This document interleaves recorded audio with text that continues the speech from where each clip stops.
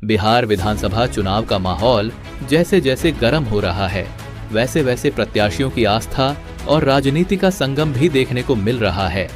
शुक्रवार को जनसुराज प्रत्याशी दिनेश कुमार ने बिहार शरीफ स्थित बाबा मणिराम अखाड़ा मंदिर में लंगोट अर्पण कर अपनी जीत की कामना की।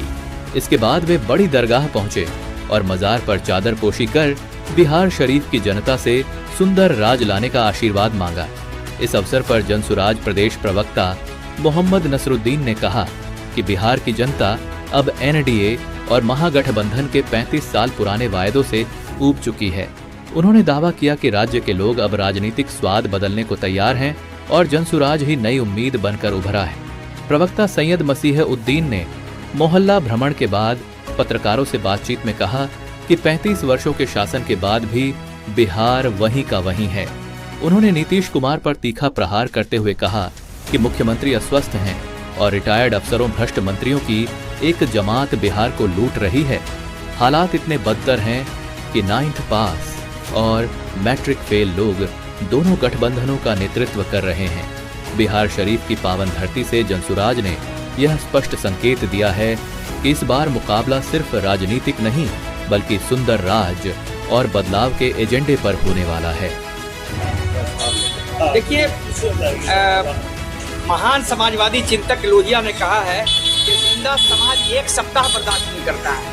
आप देखिए, पिछले 35 सालों से नीतीश कुमार का शासन 2005 से इधर और 90 से 2005 तक लालू जी और राबड़ी जी का शासन।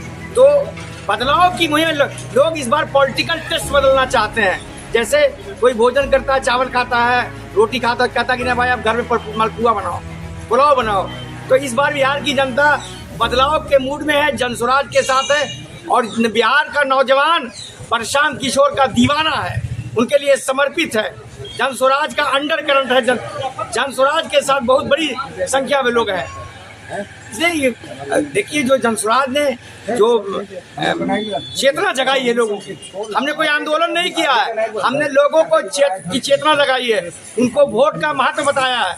तो उस वोट के महत्व से लोग समझ रहा है कि जो मेरा चौकीदार है ये 5 साल से हमको ठग रहा था। और कई एमएलए तो जो अभी हम अस्थाना से आए हैं, वहाँ तो ऐसा आक्रोश है कि गांव में घुसने लोग नहीं दे रहा है स्थानीय विधायक को। तो ये महसूस होता है कि माननीय मुख्यमंत्री श्री नीतीश कुमार के गृह जिले में उनके विपरीत हवा चल रही है, उनके प्रतिकूल हवा चल रही है। देखिए, सबसे पीड़ाजनक स्थिति है पलायन की। पलायन हर घर की समस्या है। किसी का पति जाके गुजरात और दक्षिण भारत में कमाता है, किसी का बाप कमाता है, किसी का भाई कमाता है। अगर यहाँ माँ बाप बीमार हो जाए तो कोई देखने वाला नहीं है। तो इतनी दर्दनाक पीड़ा है।